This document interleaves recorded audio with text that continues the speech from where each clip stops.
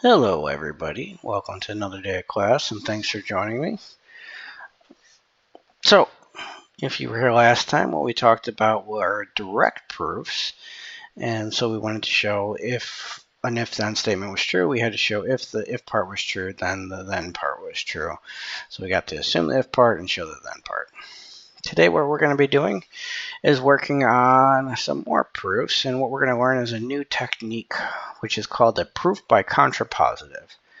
So the goal here is that it's not always easy to give a proof of things, and so the more options we have, the more ways we can do a proof, the better off we're going to be. And so this is a new way to write a proof.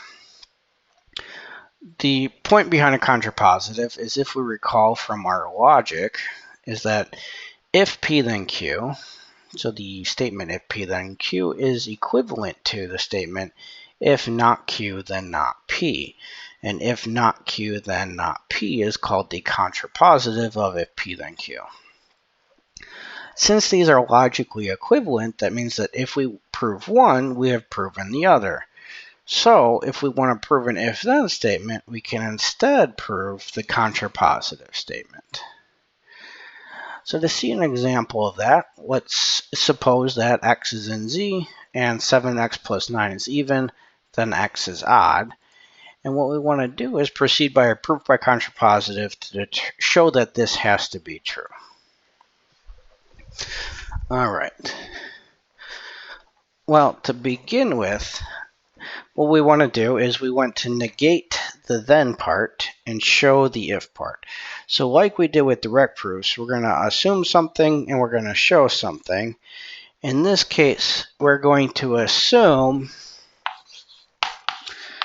the negation of x is odd, which would be x is not odd. Then we want to show the negation of the if part, so we want to show 7x plus 9 is not even. Therefore, if we can assume this and show this, that's equivalent to showing the contrapositive, so we will have shown the original theorem. Now, if I try to do this directly, notice that I'm going to assume that 7x plus 9 is odd, and I have to show that I'm going to assume that this is even, and I have to show that x is odd. And trying to start with this and somehow get out that x is odd is actually going to be a difficult process algebraically. So it is a lot easier to start off with assuming x is something and showing 7x plus 9 is something. And that's why we want to use the contrapositive here, is it just makes things easier on us. Now, if we recall from last time, what we're going to do next is just write down equivalent definitions here. So x is not odd is equivalent to x is even, which means that 2 divides x, which means that x is equal to 2k1 for k1 in z. Now, just as a point here, I'm writing out 4 different things here. And when I'm doing proofs, I really do like to write out everything that would end up being equivalent, because it gives me, again, more options. However, as you're writing this up, if you want to say x is not odd is equivalent to x is 2k, because we know that means x is even, and you don't write all of these down, but you do write some of these down. The important part is that you're not taking too many steps at once. But okay, x is even, therefore x is equal to 2k. We know that, so that's okay to just write that down if that's what you want. However, for our sake, I'm going to write down everything. All right. On the other hand, what I want to do is the same thing from the other direction. So 7x plus 9 is not even. Then 7x plus 9 is odd. And what we showed last time was that a number is odd if and only if it can be written in the form 2k2 plus 1 for some integer k2. Now, in general, our theorem was a number is odd if and only if it can be written as 2 times an integer plus 1. So I'm going to use that theorem that we showed last time and say, well, this is odd if and only if it can be written in this form. So I've assumed something, I've rewritten it, and this is what I have to show. I've rewritten it. And so what I have is I have this set up so that I'm ready to do the middle part. And again, I pointed out last time that the middle part is the difficult part. So what we want to do is figure out, okay, well, how do I do that? And, well, notice that we want to show that this is equal to this. So like we did a lot of times last time, we're going to start on the left, and we are going to eventually get out the part on the right to show that those are indeed equal. All right, I am going to need more room, so I'm going to erase some of this. And what I had was x was equal to 2k1, and I had to show that 7x plus 9 was equal to 2k2 plus 1. So I'm going to start off with 7x plus 9. So if we recall from last time, what we're going to do is we're going to substitute in the x. So x is equal to 2k1, and then I get plus 9. So 7x is 2k1 plus 9. Now my goal is to write it as 2 times some integer plus 1. There's a 2 there. So I want to think about how can I reorganize it so it looks like this. Well, the first thing I would do is just multiply this out and get 14k1 plus, and now I know I want a 1 at the end, so what I'm going to do is I'm going to take the 9 and rewrite it as 8 plus 1. That way I have a 1 left over, but I still have the same thing. Now if I'm looking at this term, notice that I can factor a 2 out, so I get 2 times 7k1 plus 4 plus 1. And so what I have is 7x plus 9 is 2 times some integer plus 1. So I can let k2 equal 7k1 plus 4. We know an integer times an integer plus an integer is an integer, so k2 must be an integer. Therefore, 7x plus 9 is 2 times some integer plus 1. So if we go back to what we had, that implies that this is odd. Hence, if x is even, 7x plus 9 is odd. So by a contrapositive proof, we have shown the original theorem that if 7x plus 9 is even, then x must be odd. You guys have any questions there? Is that making sense so far?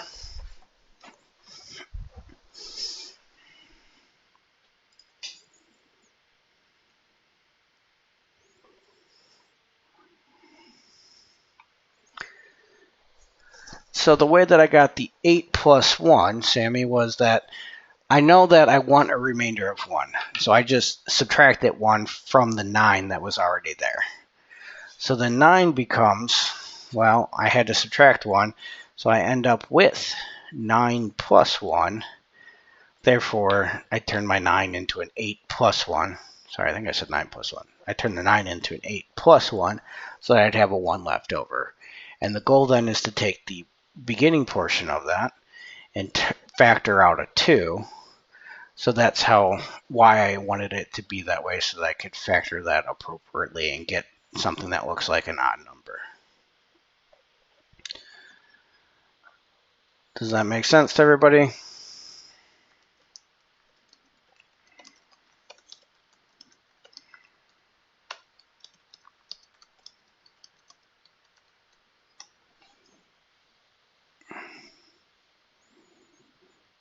All right, very good.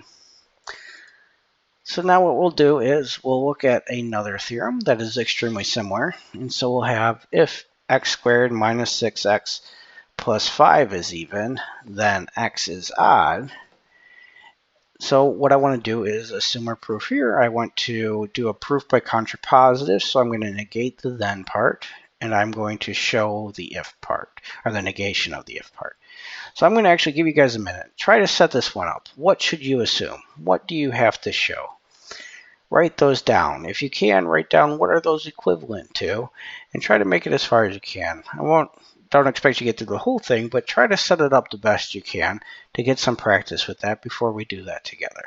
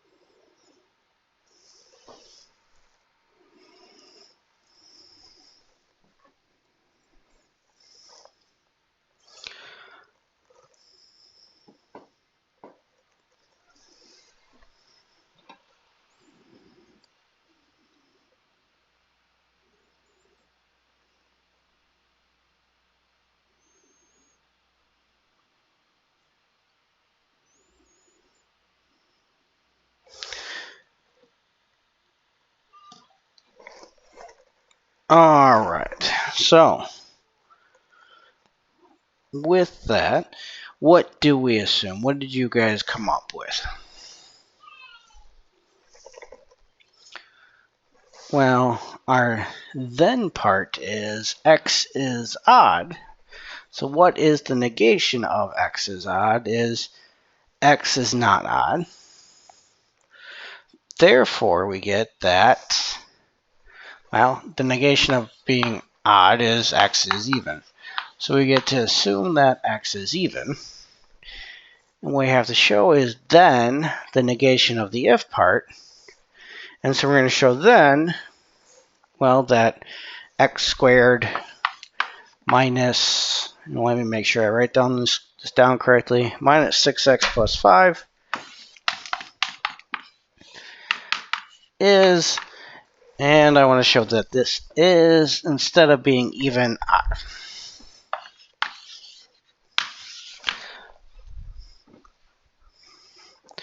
So the same way we did last time, we're going to have a proof by contrapositive. So the then part, so it was if then x is odd, so the negation of that is x is even. The if part was if this is even, so what we want to show is that then this is odd. So now we can go through and we'd say, okay, well, what's equivalent to these things? And so what I get is, well, if x is even, x is equal to 2 times some integer. And to show that this is odd, I have to show that x squared minus 6x plus 5 is equal to 2 times some integer plus 1. So k2 is some integer. So using the same process we did last time, notice that I didn't write every step down. Instead, I just said, okay, the negation of odd is being even.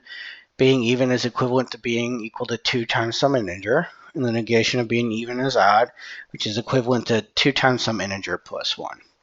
So what we get to do is we get to assume this, and we have to show this. Now, if we follow the process we had last time, that means that we're going to start with the left-hand side and somehow get that this is equal to the right-hand side. So I get x squared minus 6x plus 5 is equal to, and now in order to get this out, what we're going to do is substitute in for x. So I get 2k2 squared because k1, because x is equal to 2k1. So we substitute in 2k1 for x, minus 6 times 2k1 plus 5. Now, my goal is to write this out so that it looks like 2 times some integer plus 1. So if it's going to look like 2 times some integer plus 1, we want to be able to have a remainder of 1 at the end and factor everything out. So I'm going to start simplifying this. So I'm going to actually square out 2k1 is 4k1 squared minus 12k1. And now, just like I did the last time, is I want a remainder of 1. So instead of writing 5, I'm going to subtract 1 from there, and I get plus 4 plus 1. Because 4 plus 1 is the same as adding 5, but that leaves a 1 on the outside so that I can end up with something like this. Now, if I look at just these terms, notice each one of those is divisible by 2, so I can factor out a 2. So I get 2 times 2k1 squared minus 6k1 plus 2 plus 1. And so what you'll notice is that I have 2 times this thing. But that thing is an integer times an integer times an integer minus an integer times an integer plus an integer. So that is just one big integer.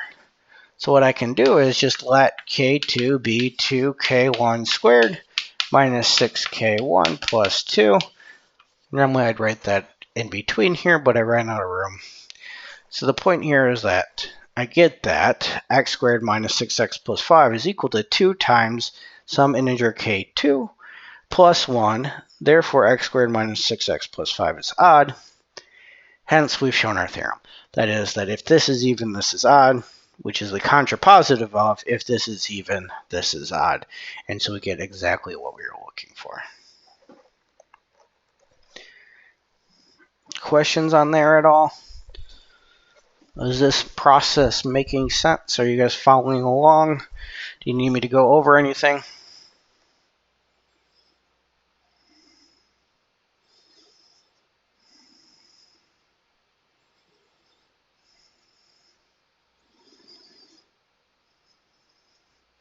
All right, thank you for the thumbs up.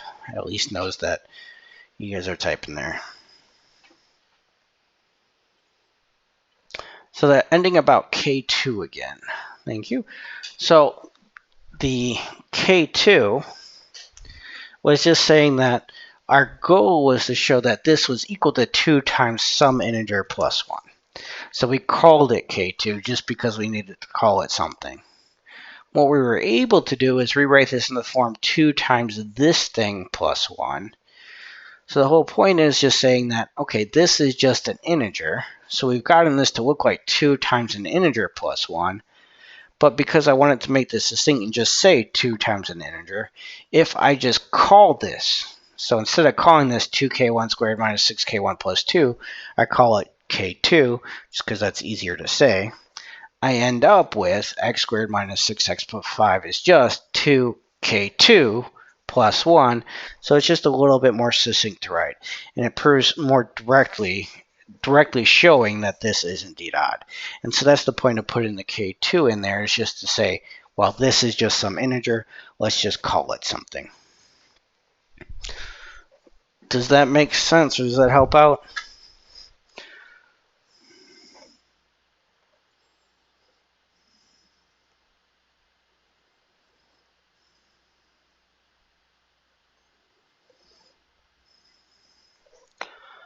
So in this case, the k2 isn't actually 2k1. It's the 2k1 squared plus. How did I get that? All right, so going over how I get that again, it's just I have 2 times some integer.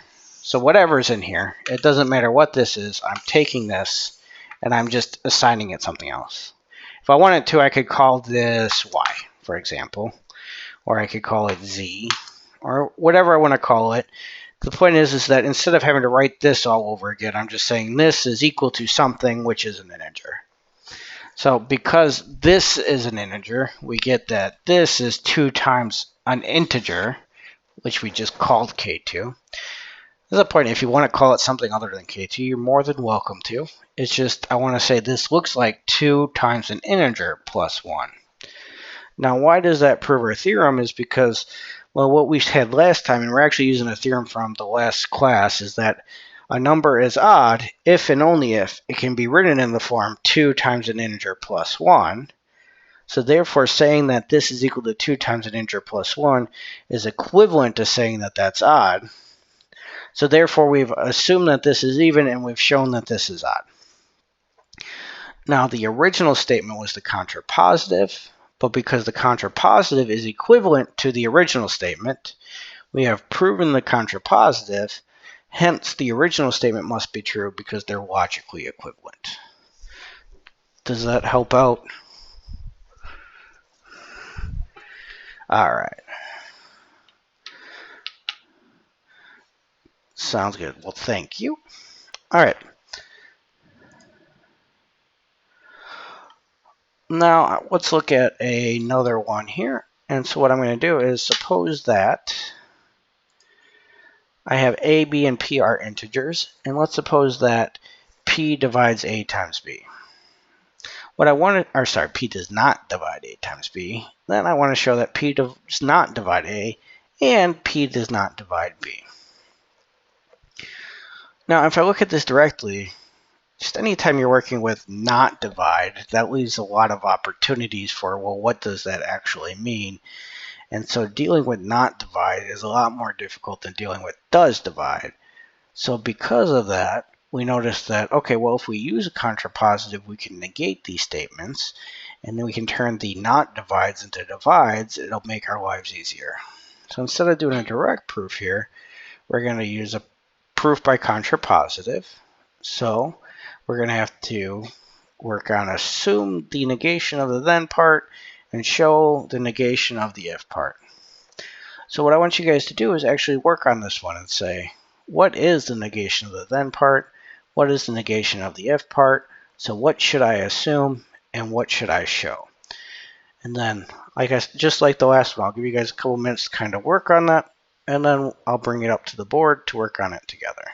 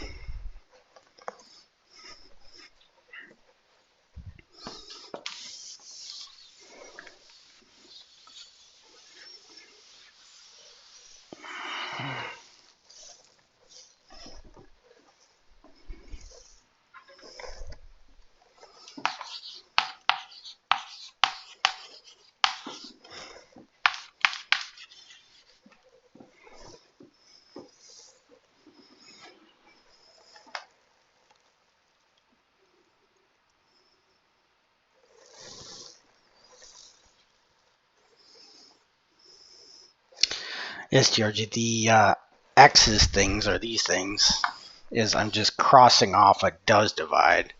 So if I have A divides B, if you just cross it off, that means does not divide. So that's, in this case, we're having something like P does not divide A times B. It's just saying that does not happen. Just like if we'd cross off a equality sign, it would then be not equal.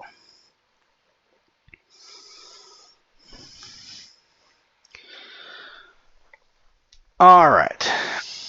So if I look at this one, hopefully you've got in there, is that the then part was P does not divide A and P does not divide B.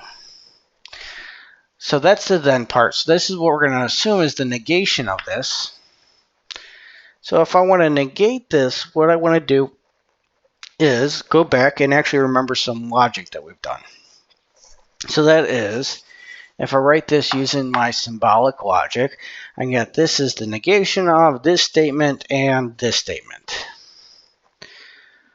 So when I negate an and, what's going to happen is the and becomes a what? You guys help me out here. What does the and become when I negate it?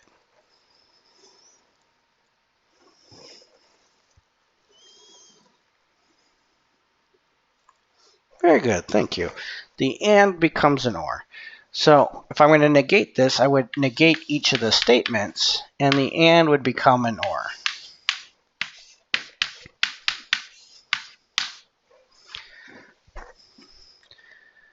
So now, if I negate does not divide, not divide, it's just divides. So I get P divides A, or, and I'll actually write it as an or, P divides B. So now you remember all that time we spent doing logic and negating things. This is one of the reasons why we did that, is because it comes up so often when we're going to be proving theorems. That's why we spent the time going through that chapter before proving, is because we need to be able to do this. So what we're going to assume here is that P divides A or P divides B. Now on the other hand, the if part was P does not divide AB. So if I negate that, I get P does divide A times B. So what we need to do now is we get to assume that P divides A or P divides B, and we have to show that P divides A times B. Now, what I want to point out here is if we remember that or, what that means is at least one of them is true. So with an and, it's nice when we're trying to do a theorem because we get to assume both of them. In this case, we don't get to assume both of them. We have to assume one or the other, and both could be true, but not necessarily true. And so we did an or proof last time, so what we're going to have to do is actually break this into cases. And so for case one, I'm actually going to assume that P divides A. Now, case 2, what I'll assume is that P divides B. Now, in both of those cases, I have to show that P divides A times B, so that if either one of them is true, that implies that the P divides A times B is true. So then we get the whole theorem. So, working with the first case, I would just say, okay, if P divides A, if P divides A, that is equivalent to saying that A is equal to, say, P times K1 for some integer K1. So here, again, I'm going back and remembering my definition. The definition of divides is that A is equal to P times some integer. Now, on my show part, I want to show that P divides A times B, so that means I have to show that A times B is P times some other integer K2. Well, it could be the same integer, but not necessarily, so I'm going to call it a K2. And so I have to show A times B is equal to P times K2 if A is equal to PK1. All right, now we're ready for the middle part. So again, we're going to start with A times B, and we somehow want to get something that looks like this. Well, if we use the same technique we have been doing, I can use a substitution where A is P times K1 times B, but I can rewrite that as P times K1 times B. Now, what do we know about K1 times B? Well, K1's an integer, B is an integer. Therefore, K1 times B is an integer. So I'm just going to call that K2 for some integer. So what I've proven is that A times B is P times some integer, which I'll call K2. So therefore, AB is P times K2 for some integer. Therefore, P divides AB. So we get all of that out following through. Once we get to here, we just notice that, okay, well, this is an integer, so let's call it K2. We've done the rest of this work, so that then follows through.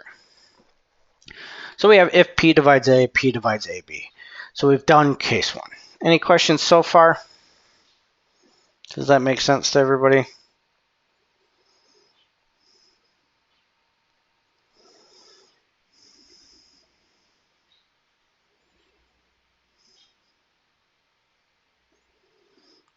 All right, I will take your silence as a yes and move on.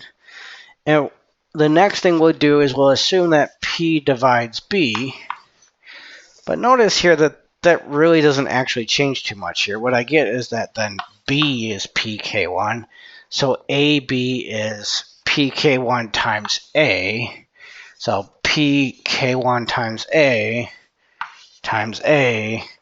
So AB is PK2, so P divides AB.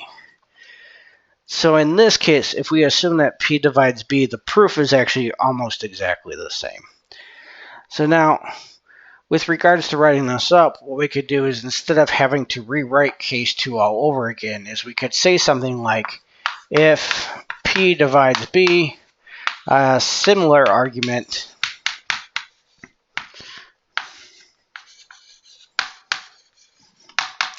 shows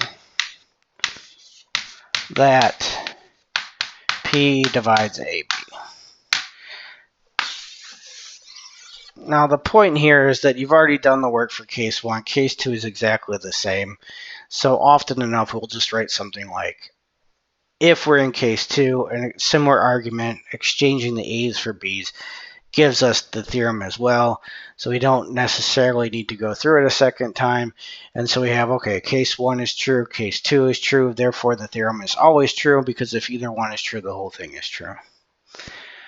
Now with regard to homework and tests and things like that, for the homework for now, it might be worth actually doing this twice.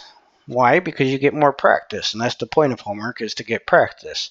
So you'd set this up twice and go through it so you get more and more comfortable with it. So I would suggest instead of doing this, you could do that.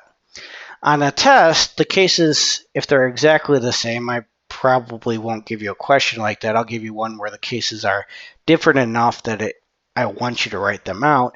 But if they were exactly the same, I would say you can just show the first case, for example. And so on the test, I'll tell you exactly what I expect. Is it okay to do this or is it not? I'll put that right in the instructions for you so that you don't have to guess.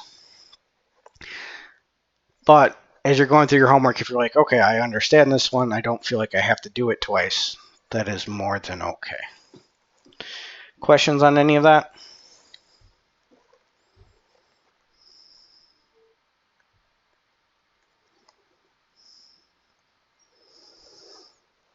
All right, then.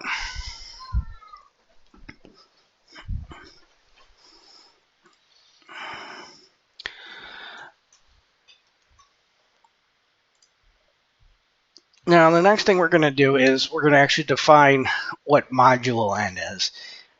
And the reason why we're looking at this is because it actually is a useful thing to know as we're doing proofs. What it'll allow us to do is actually simplify a lot of the algebra that we've been doing and just make things go a little bit smoother and a little bit quicker. And it's just something that helps things move a little bit easier overall. Just like instead of doing a direct proof, we can do a proof by contrapositive. It's given us more options. If we can work with mod n or not work with mod n, it's just more options so that based on our situation, we could decide which one is easier overall.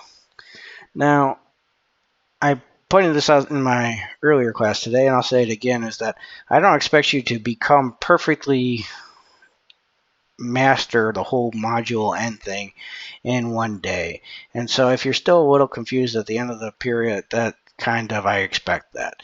But what I'll hopefully through going through the homework and working with it, you'll get more practice and become more comfortable with it. So my goal here is to kind of introduce it and give you an example of how this might be useful. So what is mod n? Well, the idea is that we can use the division algorithm that we used in the last class, which we saw was useful. And if I look at that, what I'm really interested in when I'm saying mod n is, well, I'm going to ignore anything but the remainder. All I care about is the remainder part. So I would say that a and b are congruent mod n if I apply the division algorithm and I get exactly the same remainder. So, for example, if I take 10 divided by 4, using the division algorithm, I'll get 2 times 4 plus 2. And if I take 2 divided by 4, I'll get 0 times 4 plus 2. So the remainder in both cases is 2. Therefore, we would say 10 is congruent to 2 mod 4. And we'll look at some other examples as well. But that's the idea, is that if we just look at the remainder, what happens? Now, if we look at it that way, it's not that helpful using it in the arithmetic that we're doing or algebraically. And so something that will help actually make our arithmetic easier is knowing that, well, a is congruent to b mod n if and only if n divides b minus a. So using that as a definition, it'll make the work for our proofs easier as we go along. So what we'll do is we'll look at some examples and then we'll prove that that theorem at the bottom, that those two things are equivalent.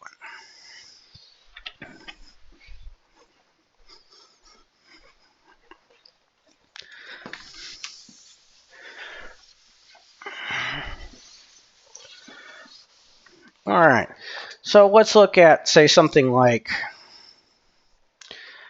13 mod 12. Now, let's say 13 is congruent to 1 mod 12. Now, why would that be true? Is because if I take 13, I can write it as 1 times 12 plus 1. And if I take 1, it's 0 times 12 plus 1. And so what I get is, well, 13, the remainder is 1. 1, the remainder is 1. So therefore, 13 is indeed congruent to 1 mod 12. Now, where is something this would actually come up is that, well, if you're at 13 hours, well, that's 1 o'clock. And so if it's 10 o'clock now and I add 3 hours, I get to 13 hours. Well, that's not a times, so I divide by 12 and take the remainder. And so actually finding time, you've already been using modular arithmetic without explicitly stating what it is. So that's one way that this comes up often enough for you. But the process can be exchanged. I don't need to do just 12. I could do mod 10 or 2 or 3. And so one thing I want to look at is if I take numbers mod 2, let's say, I don't know, let's find, is 3 congruent to 5 mod 2? Well, if I take 3 mod 2, I get 2 times 1 plus 1, and 5 is 2 times 2 plus 1. So in both cases, the remainder is the same, so these are congruent. Now, in general, if I wanted to find things that were, say, congruent to 1 mod 2, what I would say is that those are all the things that can be written of the form. So x is congruent to 1 mod 2 if x is going to look like 2 times some integer plus 1. If x looks like 2k plus 1, what kind of number is that? Can you guys help me out there? What is that number?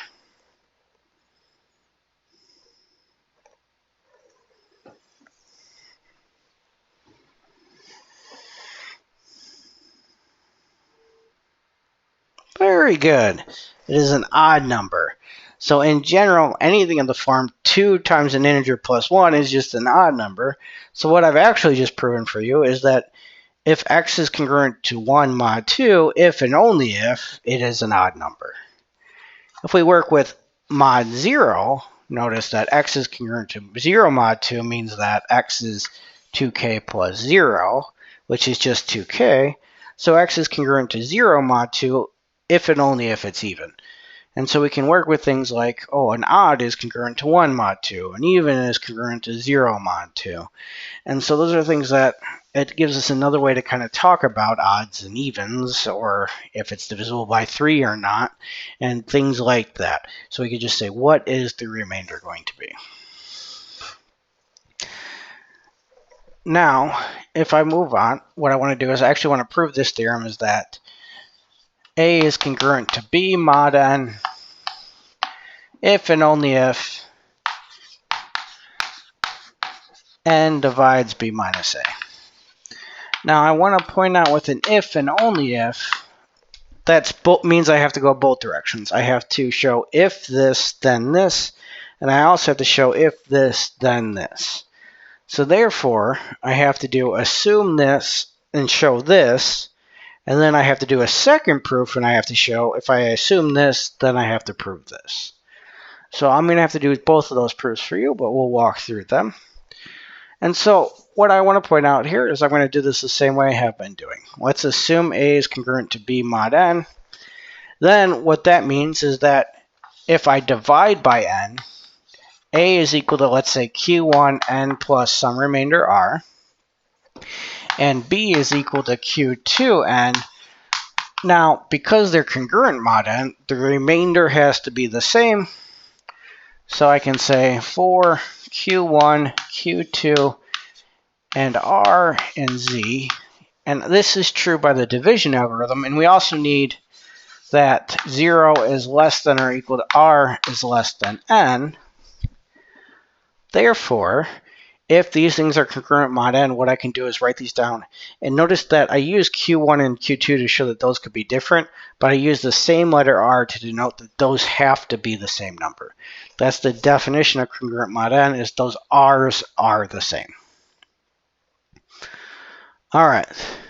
Now, if I go to the other end, I want to show n divides b minus a. So I want to show that n is equal, or b minus a is equal to n times k for some integer k. So just like my other proofs here, except for I'm doing a direct proof now, which leads us back to what we did on Tuesday. I'm assuming this, I have to show this, I've rewritten definition by definition. So the last thing to do is the middle part. So what I'm going to get now is b minus a is equal to eventually nk. And now I can just substitute. B is q2n plus r minus a is q1n plus r. So if I subtract, I get q2n plus r minus r cancels out, minus q1n. So I get n times q2 minus q1. So now in here, I would just say let k equal q2 minus q1. Notice that q2 is an integer, q1 is an integer, so q2 minus q1 is an integer. So we get b minus a is indeed n times an integer, so therefore n does divide b minus a. So if a is congruent to b mod n, then n does divide b minus a. Any questions on that one?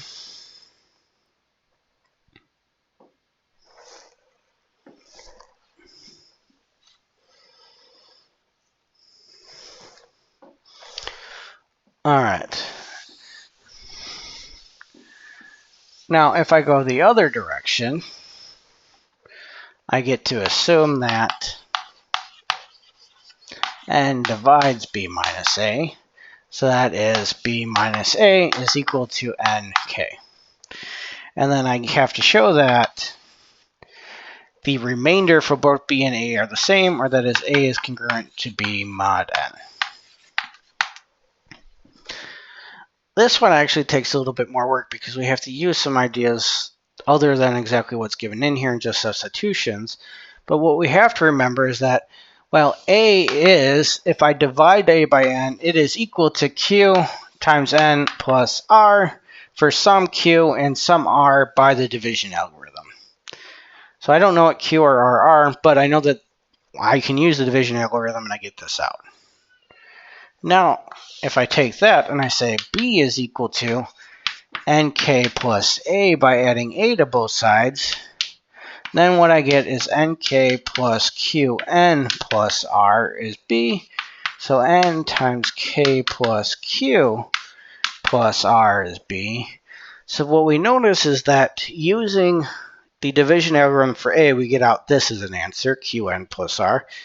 And then we can write b in this form, n times k plus q, which is some integer plus r. So what we get is that if I were to divide b by n, I would get n times this number plus r. So the remainder when dividing by b by n is just r, which is exactly the same as the remainder when dividing by a. Therefore, the remainders are the same, so a must be congruent to b mod n. So what we have is that whenever we see this, we can write this. Or whenever we have this, we can write this, because these are now equivalent statements. What does the bottom say?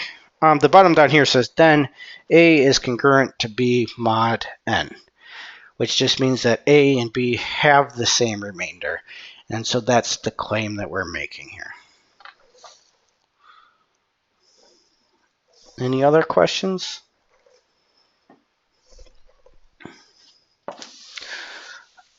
All right. Now, the utility of this is that if we actually look at mod n, what's going to end up happening is modulo n will actually respect both the addition and the multiplication.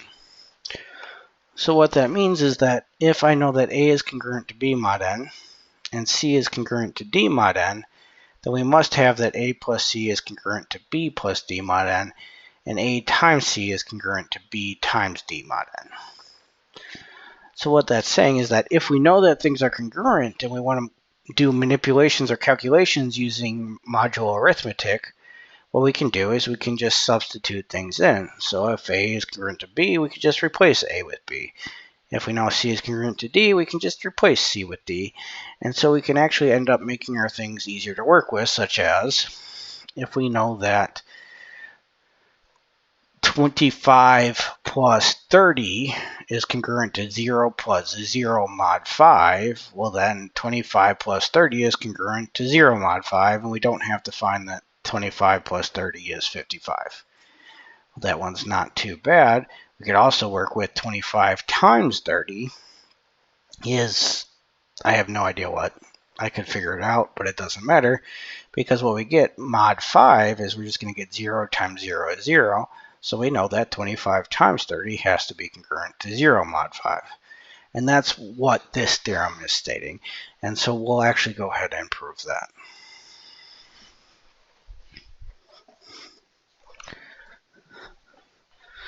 So what we get to assume is that A is congruent to B mod n, and C is congruent to D mod n. And we want to show that A plus C is congruent to B plus D mod n. Well, what does that mean? Well, being congruent mod n means n divides B minus A, and n divides D minus C. But if n divides that, that means B minus A is nk1. So D minus C is nk2. So I'm just rewriting these according to the definitions that we have so far. So this is the same as this is the same as this. This becomes more useful algebraically because it's actually giving me an equation I can use. Same thing down here is I have to show that B plus D minus A plus C is equal to, or n divides this, so it is equal to nk3 for some integer k3. So we get to assume this, we have to show this. So what I get is B plus D minus A plus C. Now here, this is a little bit more complicated than the other ones because we don't directly have a B minus A and a D minus C to substitute in. However, we do have a B minus A and a D minus C. If we rearrange this, they're just kind of hidden in there. So the point here is if I distribute the negative, I get a negative A and a negative C. And then I can rearrange these and I get B minus A. And then I get D minus C. And now what we have is things that we can substitute in for. So this is nk1 plus nk2. So this is n times k1 plus k2. So let k3 equal k1 plus k2. k1 plus k2 is indeed an integer. So B plus D minus A plus C is n times k3. So therefore, A plus C is congruent to B plus D mod n. Questions on that at all? Anything you want me to go back over on that one?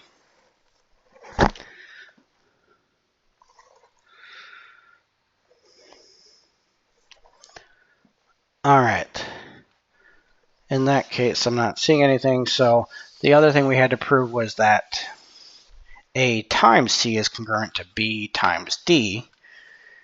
And so what we'll have to show is that BD minus AC is divisible by n. So that is BD minus AC is equal to n times K3. Now, as I look at this, I want to think about the whole point here was that I really want to substitute in B minus A and D minus C somewhere. But if I actually look at this, I don't see a B minus A and a D minus C.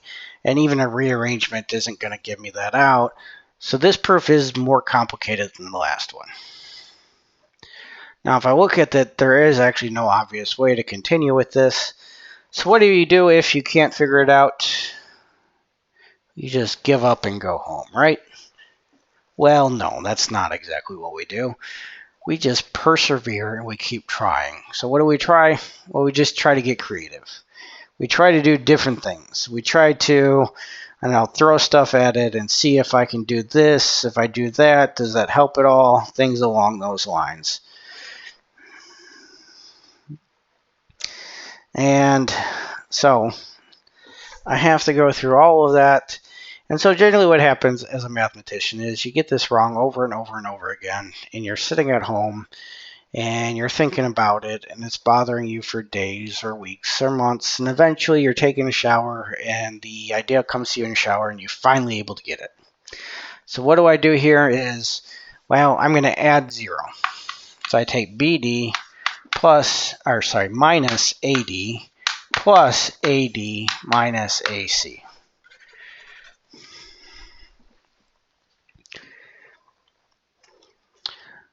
All right, I just noticed, on the YouTube thing that someone asked for the division algorithm. The division algorithm we talked about last time, and we actually went through and showed that we could subtract and subtract and subtract until we get a remainder out. So as opposed to going through that all over again, I'll actually just refer you to that last video to look at the division algorithm. But the point is that by going through that, we decided that anytime I divide by a number, or A divided by B, I can always write A as some integer times B plus R. And so that was always possible, where R was between 0 and B. And that was the main takeaway from the division algorithm, which is what we were using. All right, I hope that helps. I probably missed that a while ago. But with that, I'll get back to the proof at hand. The reason why adding 0 here, or this fancy 0, is helpful is that what ends up happening is if I look at this term, I can factor out a D, and I get B minus A times D. If I look at this term, I can factor out an A, and I can get A times D minus C. But B minus A is just NK1D plus A times NK2. So what I get is N times K1D plus AK2.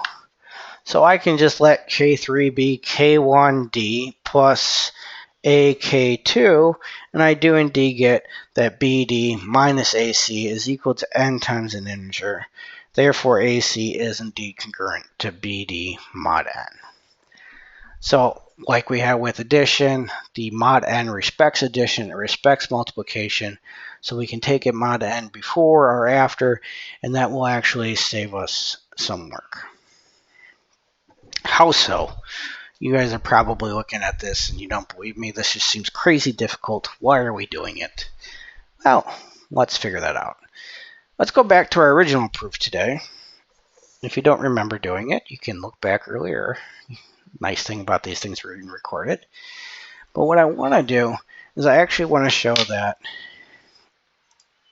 if 7x plus 9 is even, then x is odd. And I want to do this proof using modular arithmetic. So what we're going to do is exactly the same way we did before, is we'll use a contrapositive again.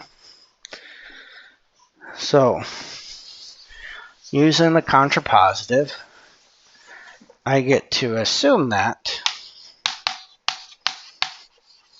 x is even, and I want to show that 7x plus 9 is odd.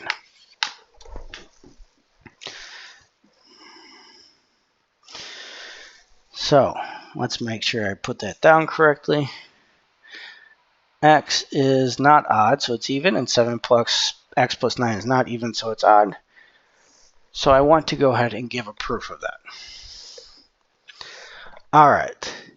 Well, what we were talking about when we were doing modular arithmetic is that we said that things were even if and only if they were congruent to 0 mod n. So we can, or mod 2 rather.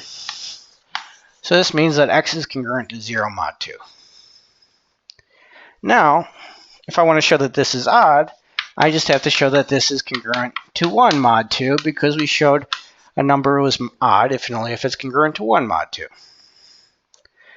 Therefore, what I get is 7x plus 9 is congruent to mod 2. All I have to do is substitute in what each of these are. So 7 is odd, so it's congruent to 1 mod 2. X is even, so it's congruent to 0 mod 2. I don't know if you guys can hear my son in the background, but he's yelling for me pretty loud. Sorry if that's disrupting. All right, back to the problem I had. 7 was odd, so that's a 1. X is even, so that's a 0. 9 is odd, so that's a 1. So instead of having to go through and substitute in what each of these things are, I can just say, oh, 7 is 1, x is 0, 9 is 1 mod 2. Well, 1 times 0 plus 1 is just 1 mod 2. So, we've thus proven that 7x plus 9 is congruent to 1 mod 2. Therefore, 7x plus 9 is odd. I feel like that was a lot easier than the original way we did it. It was a lot quicker anyway. It is difficult to get used to the mods, and it does take practice, and it does take going through the homework. But if you get used to this type of calculations, it will actually make a lot of these proofs less cumbersome as you go forward. Does that make sense to everybody? Any questions on that?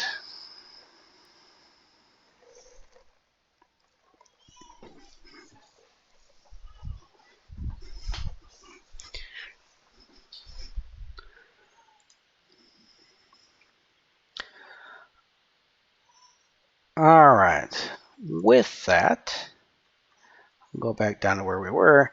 Is the last thing I wanted to talk about was, you guys brought this question up last time. It was a great question. Is how do you rate this so that it's a real proof or so that it's a nice looking proof? And so what I wanted to do is start looking at that today. And so there's kind of some rules that or guidelines that the book gives. And so the guidelines the book gives is that we should begin sentences with words instead of numbers or mathematical expressions. We should actually write in sentences so that our proof becomes a paragraph or two. And so we should use proper things like periods and other note punctuation so that we get an understandable English sentence written. Then, based on that, we try to keep this clear. So we try to separate mathematical symbols and expressions with words in between them so that we don't get a long string of equations. You also have to be careful about using the appropriate symbols, not using them twice, things like that. You try not to just make up symbols because you can. And also, the big thing in mathematics, as opposed to any other area of expertise, is we like to use the first person plural we. Notice I do that all the time in class too. I just say we will show. And the reason being is because a proof is not valid unless both the reader and the writer believe it. So as you're going through a proof, both ends have to actually agree that the proof is correct. So we are working together in order to show that this is true. As is the case in most places, you should try to use the active voice. Another thing is, if you're ever going to introduce symbols, you really do have to define what those symbols are so that anybody reading it would know what you're talking about. So things like, if you're going to use some type of notation, even if it's in some book somewhere, don't assume that somebody's seen the book unless you're in class and they're using that book. You should say, well, what I mean by this is this. The other thing is you shouldn't use it because it's vague and it's hard to follow. And between sentences, we should have transition statements, things like since, because, for, so, thus, hence, therefore, consequently. And then overall, the main point is that clarity is the goal. So whatever you decide to do, or however you decide to write it up, just try to be as clear as possible. Even if you do things that aren't exactly appropriate according to some context, if it helps make things more clear, that's a good thing. So we don't want things being vague or hard to understand. All right, with that said, I want to go back and I am going to write up the proof for if 7x plus 9 is even. I'm sorry, if 7x plus 9 is even, then x is odd. And so when you guys are writing your homework, this is a great way to write it. Even on a test, I like this kind of setup. Each thought follows logically, but we will want to eventually work on writing this out as in a paragraph form. So I'm going to take this and turn it into a paragraph. All right. So what I'm going to say is, well, if I start off with a theorem, I want to show if 7x plus 9 is even, then x is odd. So I'm going to say our proof is going to look like, using the contrapositive,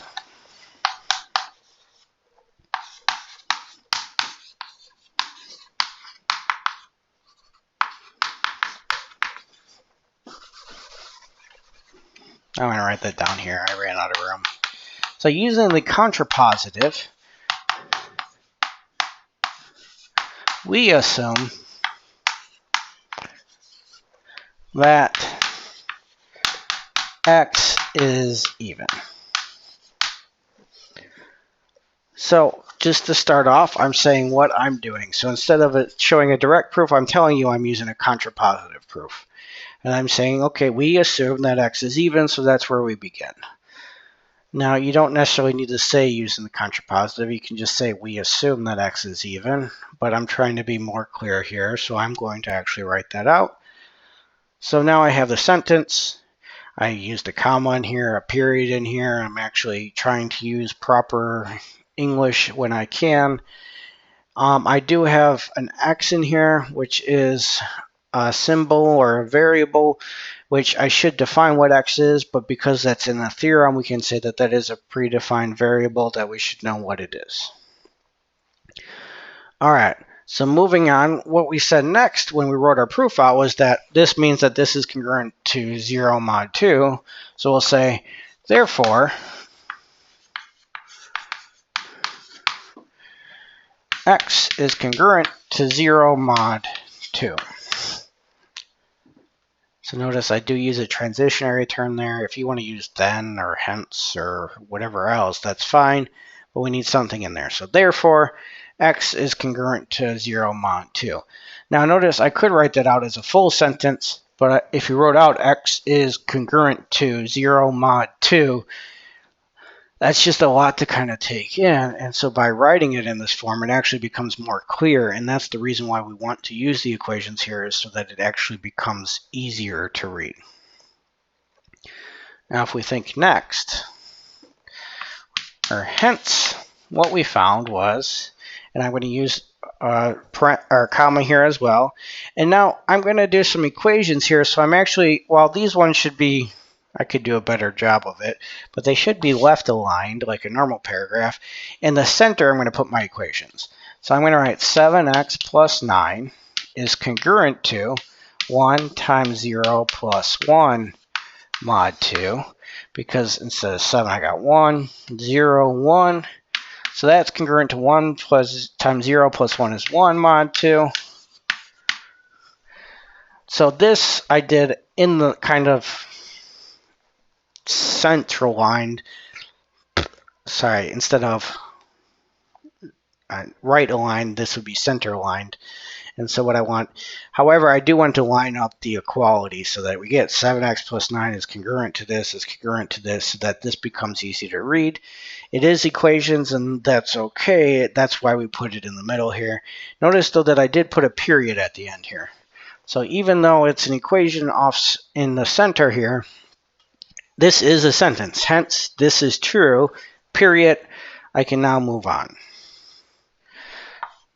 And then I can say, therefore, 7x plus 9 is odd. So now if you look this over, I have using the contrapositive, we assume x is even. Therefore, this is true. Hence, this is true. Therefore, 7x plus 9 is odd. I should put a comma there. So we have what we wanted to prove. We have if x is even, this is odd. So what you can do is you can add another sentence here and say, hence, the theorem is true.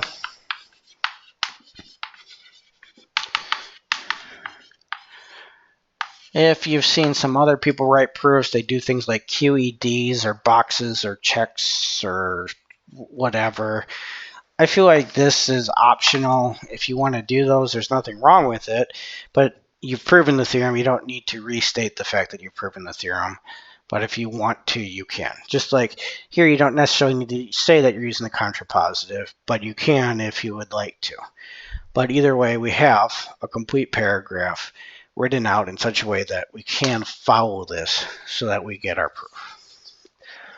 Now, again, I'm trying to point out, I'm not going to expect you to do this on your next test, But what I want to do is I want to practice it now, because as you guys go forward in your career with anything that's mathematics, even if you're not in math, if you're in anything else, people don't want to just see a bunch of string of equations thrown together, because it's hard to decipher what you're saying.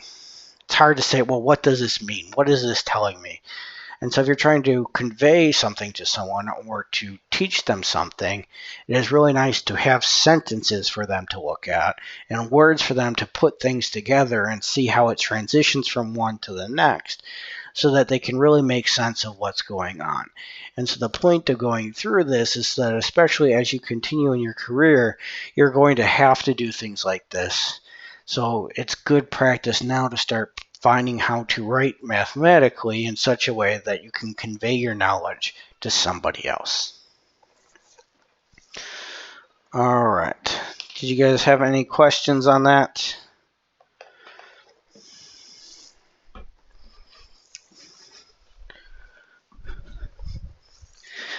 Any questions on anything we did today then?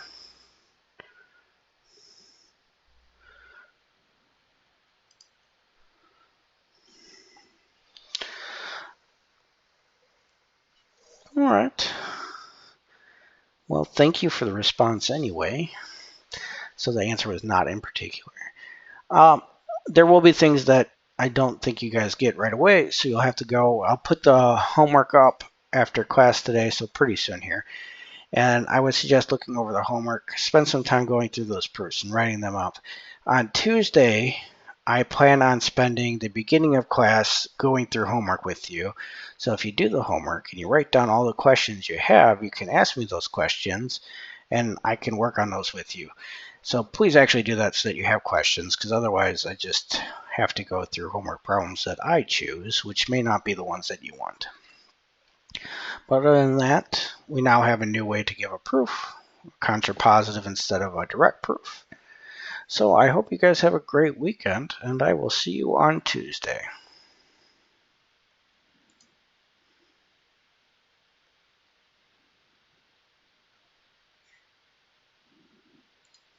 You're welcome.